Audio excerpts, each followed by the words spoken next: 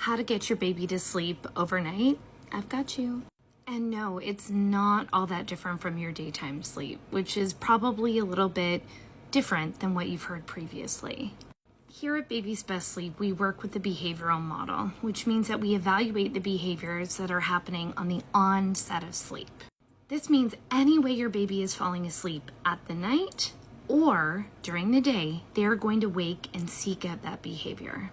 This might be rocking, feeding, bouncing, and even co-sleeping, which surprises some folks. It surprised me when I was training. Other common culprits are bottles, pacifiers, anything that if you were to say, I took this away from my child at the onset of sleep and the baby cried, that is your sleep onset association. Now, the way we work for days and nights is that we remove the association that your child needs to sleep, because when they wake up, the reason why they can't go back to bed is because they want whatever it is on the onset of sleep. When we remove that, we allow them to figure out what feels good on their own.